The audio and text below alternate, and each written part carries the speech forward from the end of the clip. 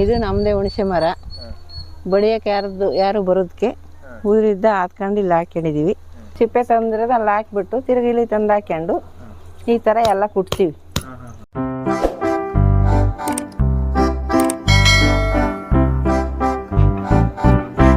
ಹೆಂಗಿದೆ ಹುಣಸೆ ಮರ ವ್ಯಾಪಾರ? ಹೆಂಗಿದೆ ಹುಣಸೆ ರೇಟ್ ಎಲ್ಲ ಹೆಂಗಿದೆ? ರೇಟ್ ಇವಾಗ ಜಂಪ್ ಆಗೈತೆ. ಮರ ಬಡಿಯೋದು ಕಷ್ಟ, ಕೂಲರ್ ಬರಲ್ಲ, ಭಯ ಪಡ್ತಾರೆ ಮರ ಬಡಿಯೋಕ್ಕೆ. ಏನಾದರೂ ಬಿದ್ದು ಏನಾದರೂ ಎಡವಟ್ಟಾಗತ್ತಂತ ಅದಕ್ಕೆ 1000 ರೂಪಾಯಿ ಮೇಲೆ ಹುಣಸೆ ಮರ ಬಡಿಯೋಕ್ಕೆ. 10 ಗಂಟೆಗೆ ಬರ್ತಾರೆ. 1000 ರೂಪಾಯಿ ಮೇಲೆ. ಹುಣಸೆ ಹಣ್ಣು ಹಾಯೋಕ್ಕೆ 200 ರೂಪಾಯಿ ಕೂಲಿ, ಕುಟ್ಟಾಕು 200. ಅದನ್ನು ಕುಟ್ಟಿ ಎಲ್ಲ ಸೋಸಿ ನೀಟಾಗಿ ಹಾಕಬೇಕು. ನಿಮ್ಮ ಹುಣಸೆ ಮರ ವರ್ಷ ಕೊಡ್ತಾ ಇದ್ರಿ, ಈ ವರ್ಷ ನೀವೇ ಮಾಡ್ತಾ ಇದ್ದೀರಾ? ನಾವೇ ಮಾಡ್ತಾ ಇದ್ದೀವಿ. ಯಾರು ಬರಲ್ಲ, ಮರ ನೋಡಿ ವಾಪಸ್ ಹೋಗ್ತಾರೆ. ದೊಡ್ಡ ಮರಗಳು ಅಂತ. ಹಳೆ ಮರಗಳು ನೋಡಿದಾರೆ ಹಂಗೆ ಮ್ಯಾಕ್ ನೋಡಿ ಅದೇ ಹೋಗ್ತಾರೆ ವಾಪಸ್ಸು, ಯಾರು ತಗೊಳ್ಳಲ್ಲ. ಅದರಿಂದ ಜನ ಹುಣಸೆ ಮರ ಬಡಿಯೋಕೆ ಬರೋದೇ ಕಷ್ಟ. ಇವಾಗೆಲ್ಲ ಬರೋದಕ್ಕೆ ಎಷ್ಟೋ ಜನಗಳೆಲ್ಲ ಮರಗಳ ಬುಡಕೆ ಕೊಯ್ಸಿ ಕೊಡ್ತಾರೆ.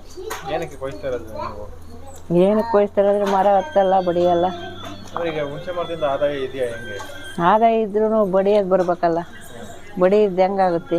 ಬಡಿದ್ರೆ ತಾನೇ ಆಗೋದು.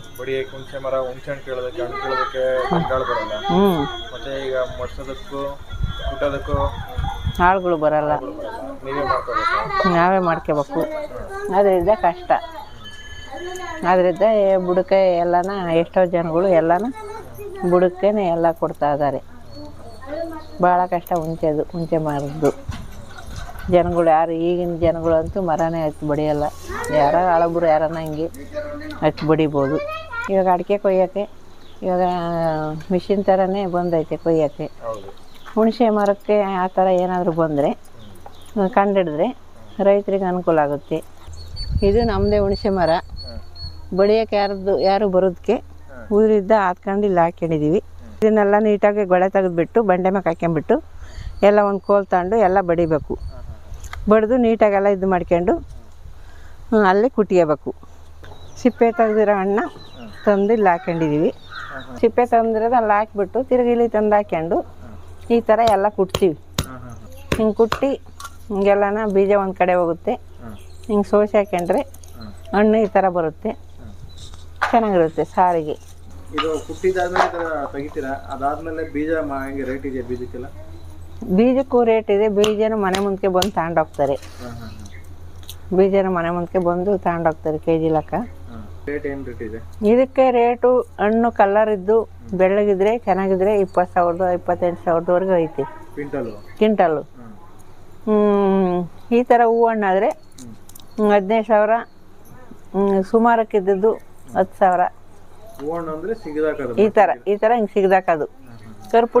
ಕರ್ಪುಡಿ ಅಂದರೆ ಈ ಥರ ಹಿಂಗೆ ಮಡ್ಸೋದು. ತಗೊಂತಾರೆ. ಮೊನ್ನೆ ಒಂದ್ಸರಿ 28 ರೂಪಾಯಿ ಇತ್ತು.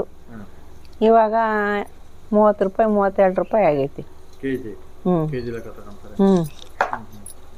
ಊರಲ್ಲಿ. ಈಗ ಯಾಕಂದ್ರೆ ಈಗ ಮುಂಗಾರು ಟೈಮಲ್ಲಿ ಏನು ಈ ಕಡೆ ಶಿರಾ ಭಾಗದಲ್ಲ ಕಡಲೆಕಾಯಿ ಹಾಕ್ತಾರೆ.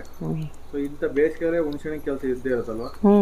ಇರುತ್ತೆ ಕೆಲಸ. ರೈತರಿಗೆ ಹಳ್ಳಿ ಕಡೆ ಮಸ್ತ್ ಕೆಲಸ ಇರುತ್ತೆ. ಈ ಕೆಲಸ ಎಲ್ಲನ ಇವಾಗ ಬೆಂಗಳೂರು ಅಂತ ಎಲ್ಲ ಬೆಂಗಳೂರು ಕಡೆ ಹೋಗ್ತಾರೆ.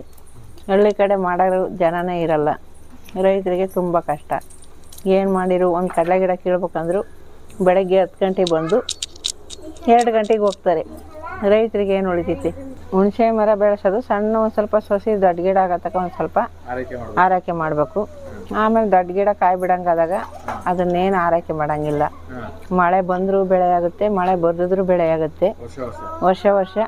ಅದರಿಂದ ಉಪಯೋಗ ಇದೆ. ಆದರೆ ಲೇಬರ್ಗಳು ಕೂಲರ್ ಸಿಗೋದಿದ್ದ ತೊಂದರೆ. ಅದಕ್ಕೇನಾದರೂ ಪರಿಹಾರ ಕಂಡಿಡಿದು ಮರ ಬಡಿಯ ಅಂಥದ್ದೇನಾದರೂ ಕಂಡಿಡಿದ್ರೆ ರೈತರಿಗೆ ಅನುಕೂಲ ಆಗುತ್ತೆ. ಸರಿ, ಆಯಿತು. ಒಳ್ಳೆ ಇನ್ಫಾರ್ಮೇಷನ್ ತಿಳಿಸಿದ್ರಿ. ಧನ್ಯವಾದ ನಿಮಗೆ. ನಿಮಗೂ ಧನ್ಯವಾದಗಳು.